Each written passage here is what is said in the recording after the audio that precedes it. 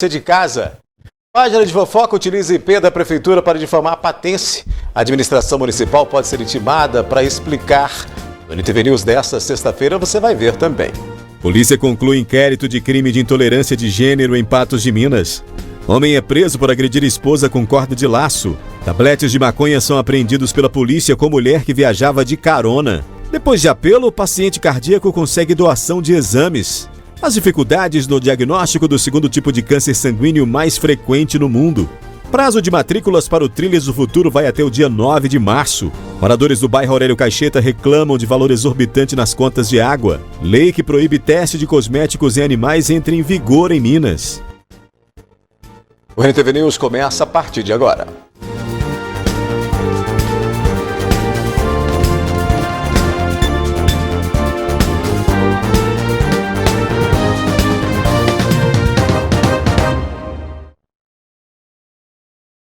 Até um homem foi preso por agredir a esposa com um laço durante uma discussão.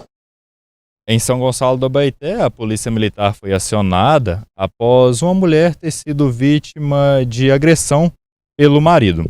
A irmã da vítima ligou para a polícia militar e contou onde era o local. Os policiais estavam de folga e foram até essa zona rural, que fica a cerca de 20 quilômetros da zona urbana de São Gonçalo do Abaeté.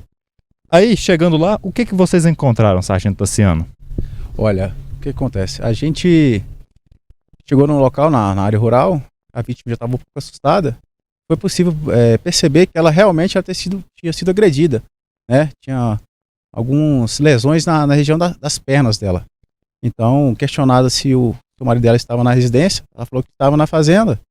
E além disso, perguntei se teria algum tipo de armamento na residência. Ela também falou que tinha uma arma dentro da casa.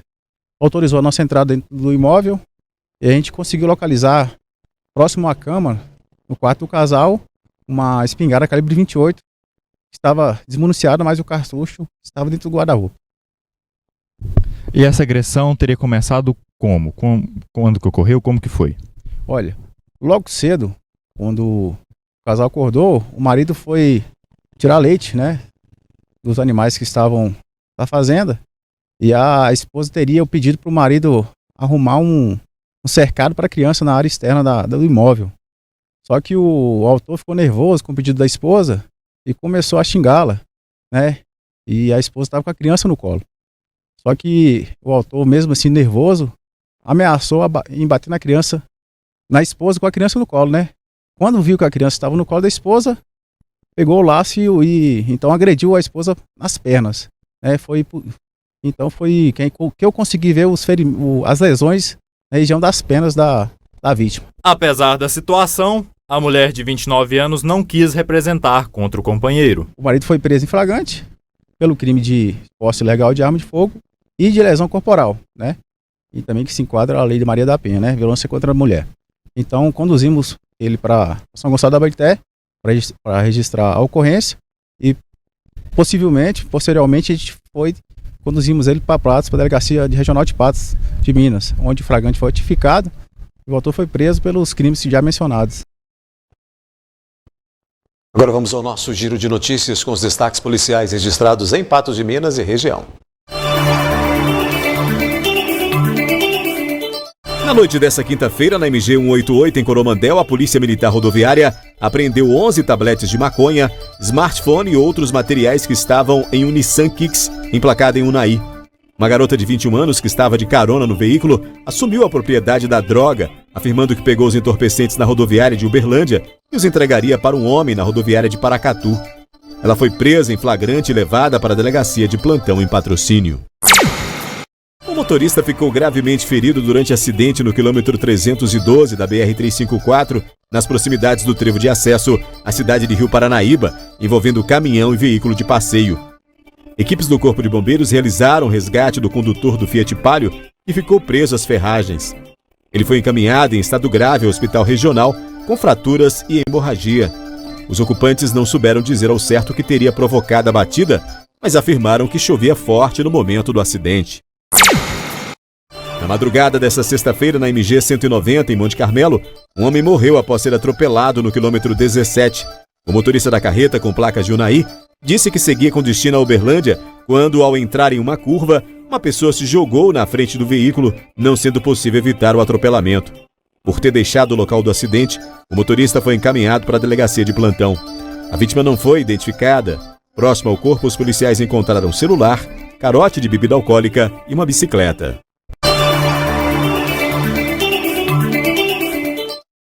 Depois do intervalo aqui no News, as dificuldades no diagnóstico do segundo tipo de câncer sanguíneo mais frequente no mundo. E após apelo, o paciente cardíaco consegue doação de exames.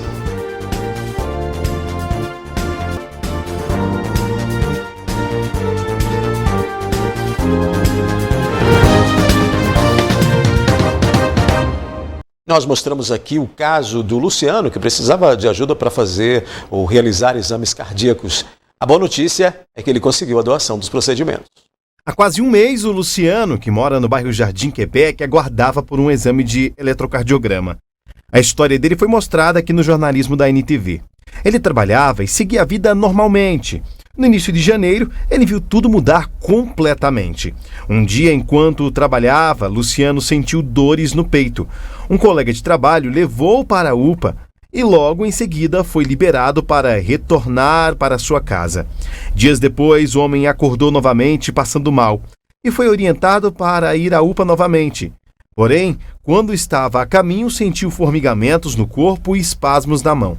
No carro, ele estava acompanhado da esposa, um outro colega de trabalho que passava, que socorreu e o levou para a UPA. Passei mal no serviço. O meu patrão pediu pro o funcionário me levar, né, na UPA. Aí vim para casa, aí fiquei uns dias em casa, voltei a trabalhar, passei mal de novo e vim para casa. Ele deixou eu vir para casa.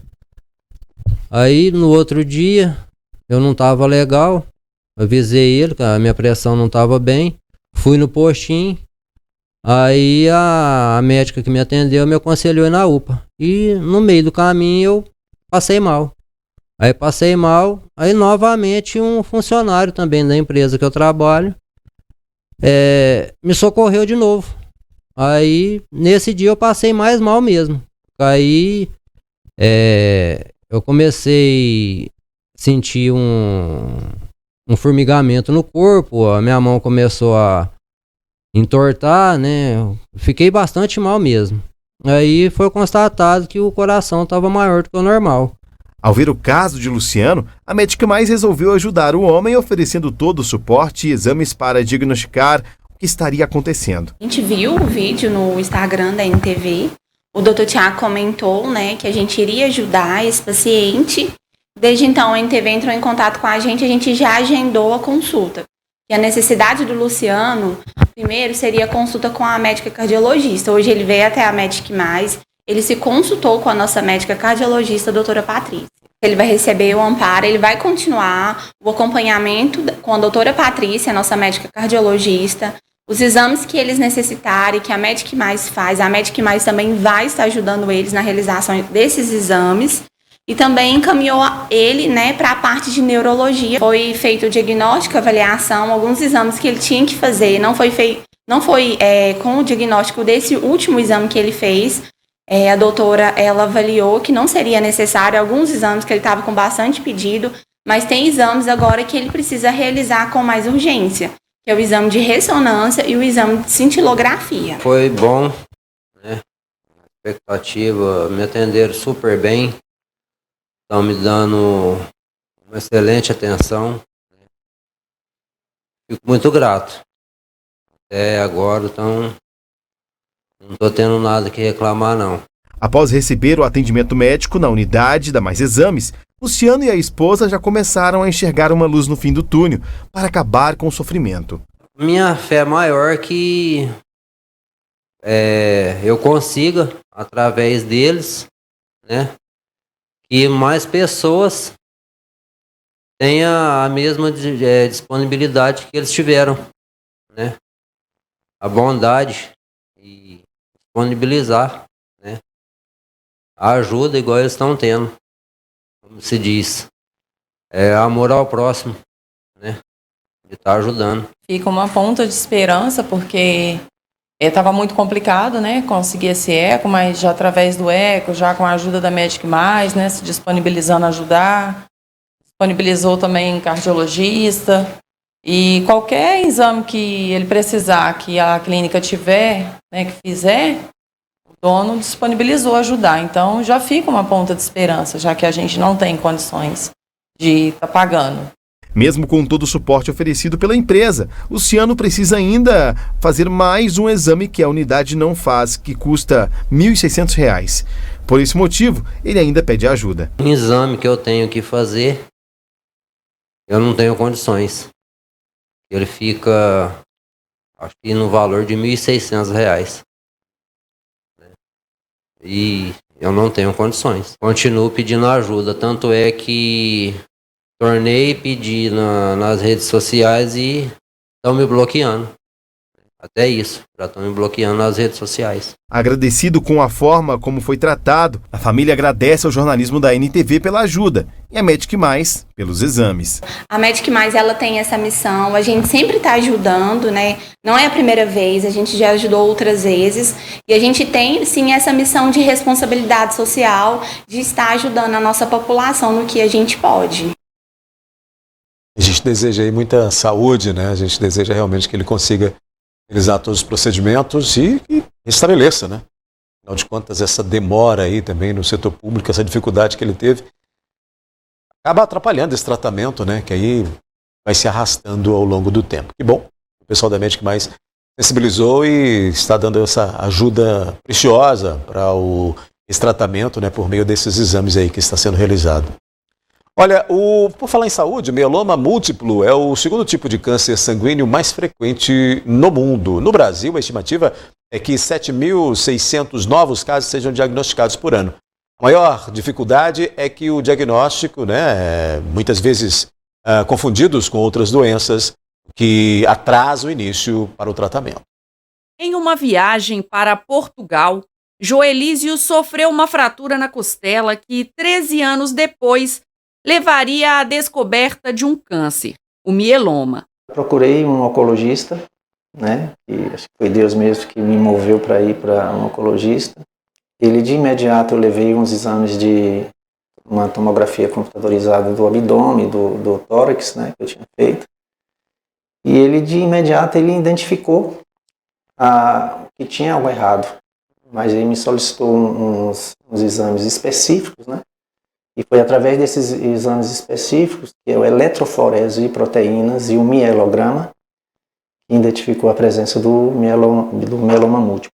Entre o diagnóstico e o transplante foram 7 meses, período em que o acesso a atendimento especializado foi determinante para a qualidade de vida que ele tem hoje. Então a diferença toda está aí, em você ter o diagnóstico cedo e certo, né? E o sucesso do tratamento vai depender muito disso aí. O mieloma é um tipo de câncer mais comum entre pessoas acima dos 50 anos. Estima-se que no Brasil são registrados cerca de 7,6 mil casos por ano. O mieloma múltiplo é um tipo de câncer da medula óssea. É um dos cânceres mais frequentes que a gente tem dentro da hematologia. E o fato de a gente não escutar falar de mieloma é porque as doenças hematológicas não são tão frequentes, embora o câncer dentro das doenças seja muito frequente dentro da hematologia, e na verdade tem um pouco de estigma também. Então, às vezes o paciente que tem um mieloma múltiplo, ele não quer ser identificado, então nem muita gente sabe que ele está sendo tratado, e ainda é uma doença não muito difundida. Então a gente tem esse trabalho aí para poder difundir mais informações sobre a doença. Anderson faz o acompanhamento de Joelísio e explica que um dos principais desafios é a falta de conhecimento da população sobre o assunto. Ele chama a atenção para alguns sintomas que podem estar associados ao mieloma. O paciente pode ter um pouco de fadiga, fraqueza, isso costuma acometer os pacientes inicialmente, o que é muito frequente, até você vê isso na televisão, as pessoas conversando, até os pacientes comentam dor óssea, porque o mieloma múltiplo ele pode acometer o osso. Então tem paciente que começa com uma dor lombar, uma dor estranha, que aí toma anti-inflamatório, toma analgésico, não melhora. Você até passa no pronto-socorro, faz o acompanhamento correto daquela dor e na hora que você vai ver era mieloma múltiplo, o paciente ficou ali meses sem um diagnóstico. Então Teve uma dor, passou no pronto-socorro, às vezes o pessoal vai passar algum remédio para dor. A dor começou a persistir demais, não está melhorando, está num padrão um pouco diferente, tem que procurar um médico, fazer aquele acompanhamento correto para poder fazer a investigação. Para enfrentar a falta de informações, unir e apoiar outros pacientes, Joelísio buscou espaço nas redes sociais e criou uma associação. Montamos também um grupo de WhatsApp. Hoje nós contamos com 180 pacientes, 56 profissionais, né? É uma equipe multiprofissional que dá o apoio a esses pacientes, porque quando você é diagnosticado, não é todo mundo que tem a serenidade de receber um diagnóstico do câncer, né? Então eles acabam falando, enfim, como é que vai ficar minha vida, minha família, meus bens, aquela coisa toda. Então mexe com a pessoa totalmente, né? Então a gente tem um acompanhamento psicológico com eles e passa, por eu ter essa doença, passa até mais segurança para ele, né? Ele sabe, olha, eu tenho e você também tem e você vai ficar tão bem como eu estou. Então passa essa ideia, né? Então a gente já consegue controlar a situação mentalmente dele, né? Porque a cabeça mata e a cabeça cura. Verdade. Daqui a pouco tem a previsão do tempo para o fim de semana. Você vai ver que prazo de matrículas para o Trilhas do Futuro vai até 9 de março. Moradores do bairro Aurélio Caxeta estão reclamando de valor exorbitante nas contas de água.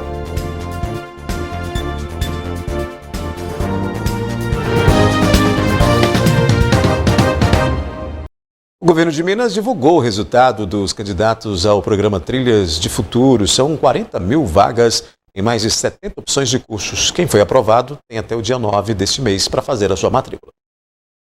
O Trilhas de Futuro é um programa de formação profissional para jovens estudantes. A Jéssica e o Júnior já participam e fazem o curso em técnico em enfermagem no Centro Universitário de Patos de Minas. Esse curso possibilita não só uma carreira profissional, né? Ele traz, assim, é de grande valia, traz muita sabedoria, muito ensinamento para a própria vida, né?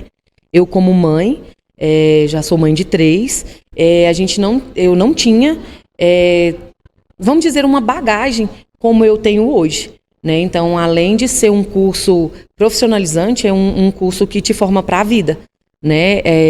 Igual a gente já está estudando, a gente já estudou o Primeiros Socorros, né, que traz assim um preparo para situações que a gente não deseja no nosso dia a dia. O curso é bastante interessante, pois nele você vai aprender muita técnica que você vai levar para o resto da sua vida ali, que nem a minha colega falou.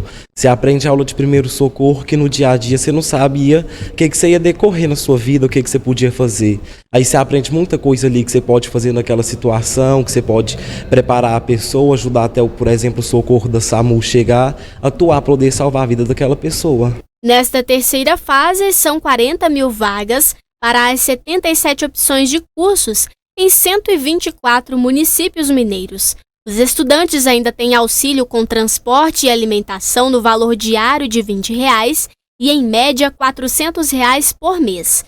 O resultado dos aprovados já foi divulgado e quem fez o cadastro para participar de um dos cursos do programa deve comparecer à instituição com a documentação necessária em mãos. Para você que foi selecionado para participar como aluno do programa, fique atento ao seu prazo de inscrição. Elas se iniciaram no dia 28/2 e vão se encerrar, como você bem disse, no próximo dia 9 de março. É importante que você que esteja nos assistindo busque maiores informações sobre a instituição de ensino para a qual você foi selecionado.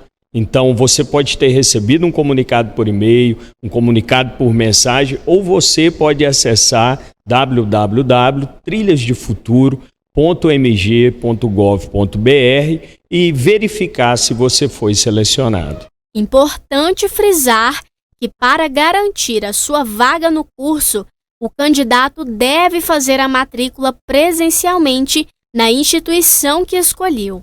Além de você conseguir checar a documentação necessária pelo próprio site do Trilhas e no e-mail que você recebeu já vem a documentação necessária, você deverá ir presencialmente à escola para a qual você foi selecionado, portando seus documentos pessoais, documento de identificação, como certidão de nascimento ou carteira de identidade, seu CPF, um comprovante de residência e o seu histórico escolar para realizar a sua matrícula, tá? Então é imprescindível que isso ocorra de forma presencial.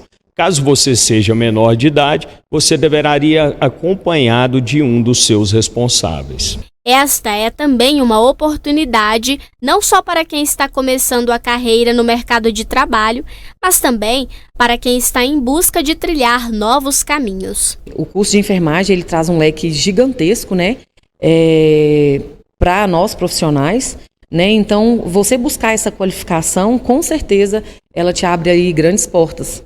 Não só em hospitais, como clínicas, né? Estuda muito, vai ter muita oportunidade de mercado de trabalho, clínica, hospital, basta você estudar e conseguir correr atrás, que a oportunidade não vai faltar. Os cursos técnicos, a proposta deles perpassa por isso, né? Uma formação rápida, mas uma formação direcionada e que possibilite uma inserção também muito rápida e muito assertiva no mercado de trabalho. E o programa Trilhas de Futuro, ele vem exatamente ao encontro disso, né? Capacitar profissionais, capacitar jovens para uma inserção rápida no mercado de trabalho. Então, para você que foi selecionado, essa é a sua grande oportunidade. Não somente estudar de graça, receber uma ajuda de custo de R$400, mas também poder melhorar profissionalmente, né? Além de você poder almejar um novo trabalho, muitas vezes pode ser uma oportunidade aí de você crescer na própria carreira, no local em que você se encontra. E vai capacitando, vai trazendo mais informações, vai agregando ao currículo desses profissionais, esses futuros profissionais ou de quem já está trabalhando em áreas diversas, né? A gente vai mudar de assunto porque moradores do bairro Aurélio Caixeta estão indignados com o valor das contas de água da Copasa. 15 moradores de diversos locais do bairro estiveram presentes na reunião. O motivo, de acordo com eles, é debater sobre o aumento que teve nas contas de água. Em alguns casos, triplicou o valor. Nós somos moradores aqui do bairro Aurélio Caixeta e nós estamos recebendo uma conta da Copasa aqui, uma conta abusiva. No mês passado eu paguei 230, agora veio R$578. Uma conta abusiva, é quase 3 vezes mais. Então não foi só minha conta, foi a conta de vários moradores aqui do bairro, inclusive da Conceição, minha vizinha que também, a conta dela veio abusiva, veio mais de R$500. Então eu fiz um levantamento aqui e nós resolvemos reunir a turma aqui e chamar nosso querido vereador Daniel para ele representar nós mediante a Copasa. Ele está sendo abusivo, não pode acontecer um negócio desse. Então tem senhoras aqui que ganham um salário mínimo, que moram ali perto da igreja ali, ganham um salário mínimo e ela não tem condições de pagar uma conta de R$300 não, ela mora sozinha. Então eles estão abusando. Então nós temos que reivindicar isso aí e não podemos aceitar isso não, de forma alguma. Maria da Conceição mora junto com o marido. A conta dela chegou em mais de R$400. Somos só nós dois, eu e o marido, e no mês de fevereiro a conta veio de R$401,43. E então eu acho assim, que está sendo muito abusivo mesmo da parte da Copasa, porque eles têm que olhar isso. Se fosse um vazamento, ela teria que vir agora no mês seguinte o mesmo preço. Então não é um vazamento, porque se fosse, teria que ser o mesmo preço. Esse mês já baixou um pouco, né? Já passou para R$113 e uns quebrados. Então, se eles falassem é vazamento, não é vazamento. Porque se fosse vazamento, ela teria que chegar a este mês com o mesmo preço anterior. Então eles estão muito abusivos, abusados mesmo, aproveitando do coitado do pobre. E eu acho que o prefeito ele tem que tomar uma atitude contra a Copasa e reverter esse caso. O vereador professor Daniel Amorim esteve presente na reunião. Ele disse que irá levar as indignações para o poder público. De nossa parte, viemos ouvir as insatisfações que me pareceram justas, é um número realmente significativo, importante de pessoas e com um aumento considerável nas contas. Nós temos então que levar essa insatisfação ao poder público, nós vamos formalizar, nós vamos oficiar, para que a gente consiga obter uma resposta da Copasa para esclarecer essa situação. Olha, por meio de nota, a Copasa informou que um técnico será enviado ao imóvel para realizar os testes de vazamento. São diversos imóveis, né? A companhia disse ainda que outros fatores podem levar a um aumento de valor das faturas, entre eles a chegada do verão e as altas temperaturas e, consequentemente, o aumento no consumo de água. A resolução de 24 de novembro de 2022 autorizou o reajuste de 15,7% das tarifas de água e esgoto em Minas Gerais a partir de janeiro de 2023. A empresa também esclarece que em situações em que os leitoristas não têm acesso aos hidrômetros ou há inconsistência de dados por qualquer motivo, a fatura também é gerada, mas com base na média de consumo do cliente nos últimos 12 meses. Olha, agora vamos saber como é que fica a previsão do tempo para o fim de semana. Previsão do tempo. De acordo com o IMET, a tendência é de céu com muitas nuvens e podem ocorrer pancadas de chuva isoladas no Alto Paranaíba e Noroeste. Faz calor e a umidade relativa do ar registra 40%. Em Patos de Minas, as temperaturas variam entre 20 e 32 graus no sábado, mesma variação prevista para o domingo. Em Lagamar, de 21 a 33 no sábado e no domingo, mínima de 21 e máxima de 34 graus. Em São Gotardo, de 19 a 31 no sábado e no domingo, de 20 a 32 graus. Em João Pinheiro, previsão de mínima de 20 e máxima de 36 graus no sábado e também no domingo. E em Tiros, as temperaturas variam de 19 a 32 no sábado e no domingo, de 20 a 33 graus.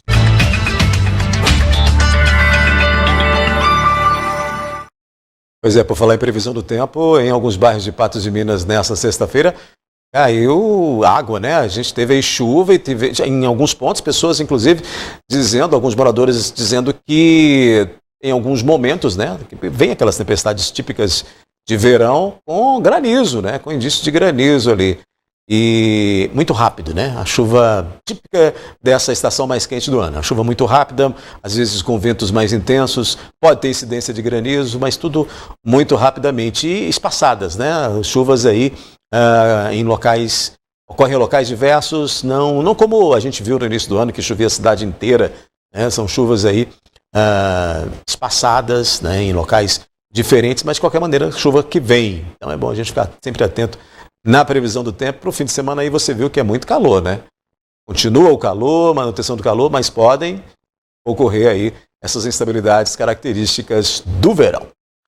Em instantes aqui no News, lei que proíbe teste de cosméticos em animais entra em vigor em Minas. Você vai ver que a Polícia Civil conclui inquérito de crime de intolerância de gênero em Patos de Minas. A Polícia Civil de Patos de Minas concluiu o inquérito que investigou o homicídio de uma transexual de 23 anos. A transexual de nome Sofia Gonçalves, de 23 anos, cujo nome de batismo era Patrick Gonçalves de Oliveira, foi assassinada a tiros no dia 12 de fevereiro de 2023. O homicídio ocorreu na rua Joaquim Fubá, situada no bairro Nossa Senhora Aparecida. Tudo indica nos autos, a vítima se encontrava em um bar e o autor já tinha tido um relacionamento amoroso com essa vítima, também foi a esse bar com uma namorada. O autor se sentou em uma das mesas do bar e em determinado momento o autor ele vai para o fundo do bar, próximo aos banheiros, ou até entra no banheiro, e quando ele passa próximo à vítima que se encontrava ali com mais amigos e até com crianças, o autor então, a vítima então chama o autor de bonito, de gostoso, ou chama outra pessoa e ele acha que seria ele. O autor então retorna do banheiro ou da área do banheiro, saca de uma arma de fogo e coloca essa arma de fogo, aponta essa arma de fogo bem próxima ao rosto da vítima. A ação chegou a ser parcialmente gravada por meio de câmeras de segurança de um estabelecimento próximo, que flagraram o suspeito passando na rua com a arma e a namorada que estava assustada com a cena, antes mesmo que Sofia fosse assassinada a sangue frio. Ele cochicha alguma coisa no ouvido da vítima que ninguém conseguiu perceber direito o que era, e logo após a vítima fala para ele: se você quiser me matar, mata. Ou se atirar, você atira.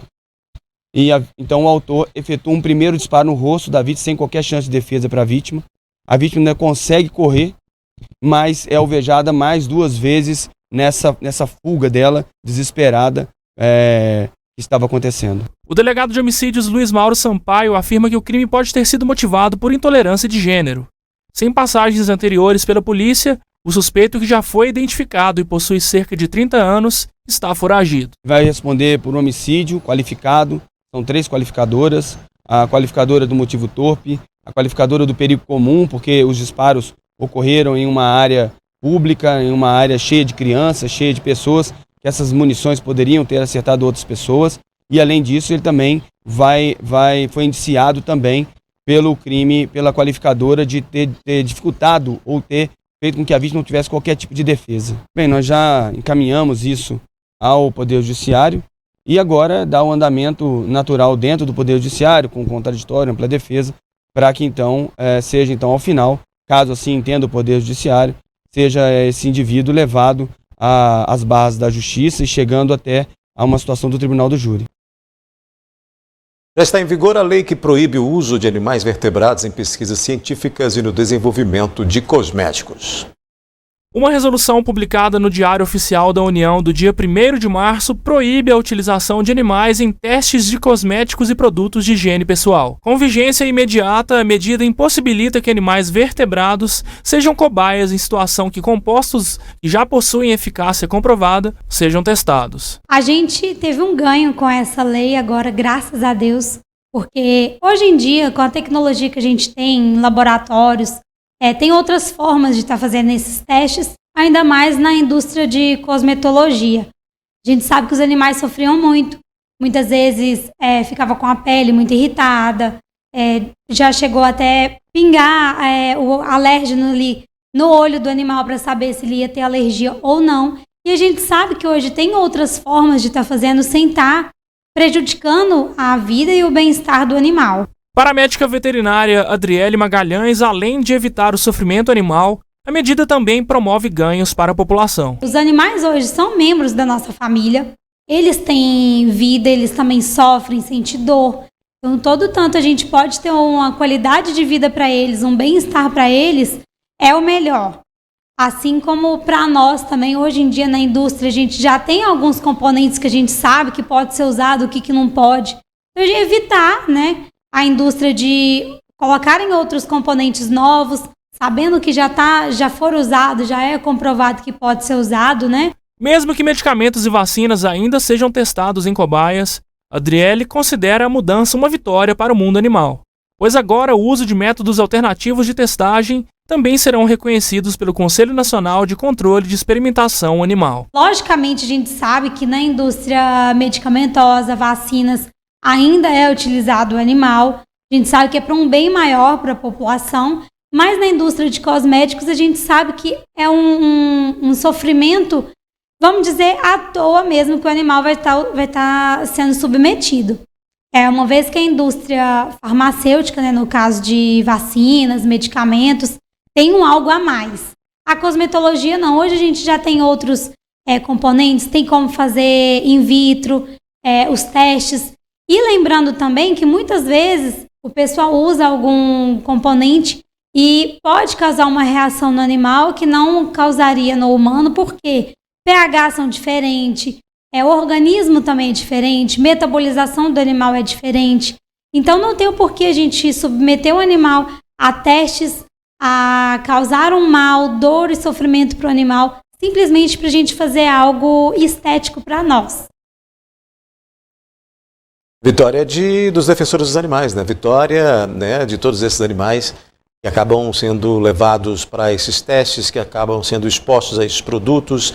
Vitória de quem entende que não precisa ser dessa maneira, não precisa expor, não precisa ferir ou de alguma maneira causar transtornos a esses animais que, ao longo do tempo aí passaram por esses transtornos, e até questões mais piores em relação a esses testes, a esses cosméticos que eram ali aplicados, maquiagens e tantas outras pesquisas feitas aí com a utilização de animais. Essa proibição vem justamente de encontro a essa busca para evitar que esses animais, sejam cães, sejam porcos e outros animais vertebrados, possam ter aí uma sobreguarda, possam aí ser resguardados em seus direitos, agora com força de lei, para que não fossem utilizados aí nesses laboratórios, E aí a gente tem todo um histórico de questões ligadas a isso, tem todo um histórico aí de que era realmente feito isso.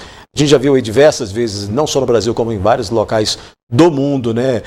Manifestações, protestos, pessoas na porta de laboratórios aí pedindo que parassem de fazer testes químicos em animais, né? Testes aí de cosméticos e de outras substâncias em animais. É preciso buscar outro caminho, existem outros caminhos e é isso que se espera, né? A gente vai fazer um rápido intervalo, na sequência você vai ver que quebra de sigilo indica que página de fofoca tinha IP utilizado dentro da prefeitura. A gente volta já já. Olha, a gente vai mostrar agora que durante uma ação judicial, né, que promoveu uma quebra de sigilo, ficou indicado que uma página de fofoca estaria utilizando o IP da Prefeitura de Patos de Minas para defamar patente e que a administração municipal pode ser intimada para se explicar. 2 pessoas e uma página de fofoca na rede social são acusadas por uma influencer de Patos de Minas por difamação.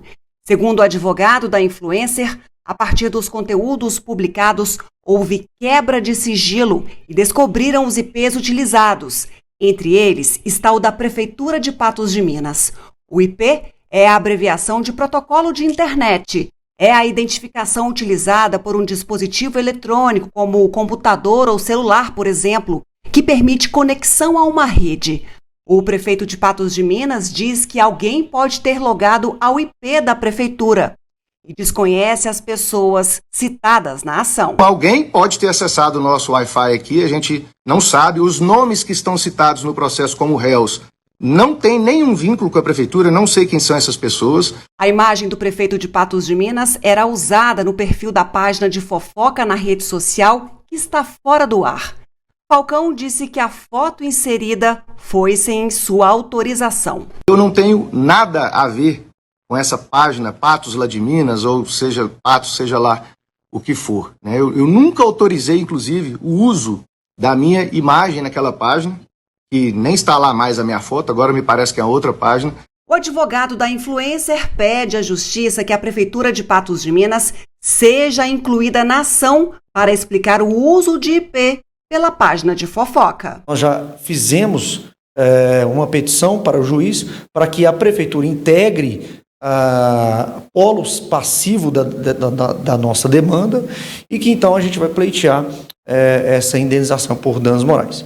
Com certeza a Prefeitura vai ter o prazo legal para fazer a contestação, vai explicar, e nós também queremos muito e acreditamos que a Prefeitura irá buscar quem é o responsável que está usando internet pública para fazer fofoca de pessoas da nossa sociedade. Falcão disse que a Prefeitura não foi notificada pela Justiça e, caso seja, vai investigar se há responsabilidade de algum servidor do município. A Prefeitura não foi notificada judicialmente sobre essa história. Se for notificada e se houver qualquer irregularidade por parte de qualquer servidor aqui da Prefeitura, que tem quase 4 mil servidores, a gente vai investigar, instituir processo administrativo e aplicar qualquer penalidade que for devida. O advogado da influencer disse também que a Prefeitura pode ser responsabilizada. A administração pública, direta ou indireta, ela é responsável objetivamente pelos seus atos. Então, mesmo sem provar culpa, a Prefeitura pode ser responsabilizada e pagar uma indenização, sim, para a influência. Lembrando também que nós vamos pedir encaminhamento de ofícios para a Delegacia da Polícia Civil e Ministério Público para apurar as infrações penais cometidas pelo servidor, quem seja, que estava utilizando a internet, o IP público para isso. O vereador José Eustáquio do Podemos, que foi citado em postagens desta página, negou ter envolvimento com os administradores. O assunto mais comentado do momento em Patos de Minas é sobre o suposto envolvimento de algum funcionário da Prefeitura Municipal com a página Patos lá de Minas, acusada de difamar patenses. O vereador José Eustáquio foi relembrado por muitos internautas pelo apoio que recebeu da página durante a candidatura ao cargo de deputado federal. Eu não consigo impedir que algum perfil de internet, que alguma pessoa, que alguma empresa ou que alguma instituição me apoie. Então, todo apoio é muito bem-vindo, né? Eu até compreendo e entendo que nem teve apoio explícito, amplo, né? mas todo apoio é bem-vindo, e a parte que me toca nesse sentido é somente a questão do apoio, né, da publicação. O vereador diz que não conhece alguém ligado à página. Eu não conheço, né, eu até tenho curiosidade de conhecer, mas eu não conheço, não sei quem que é, né, é uma questão misteriosa, acho que ninguém sabe, né, quem que administra essa página, quem que administrou, né, porque a página, salvo engano, nem está mais no ar, e a gente, infelizmente, ocorreram, né, esses fatos, houve ação judicial, tem algumas pessoas que se sentiram ofendidas, e o que resta a nós é justamente esperar que a justiça seja feita. José Eustáquio diz que, se confirmada a participação de algum servidor, o mesmo deve ser punido. Nós temos uma função como vereador na Câmara Municipal que é de fiscalizar. E nós não podemos admitir que o município de Patos de Minas ocupe o polo passivo da ação, seja réu na ação e seja condenado a pagar alguma indenização em decorrência de ato de algum servidor específico. Então, o chefe do executivo, nosso prefeito, ele deve tomar as medidas cabíveis, né, como ele disse na nota, acionar a corregedoria para achar o responsável ou os responsáveis por esse dano.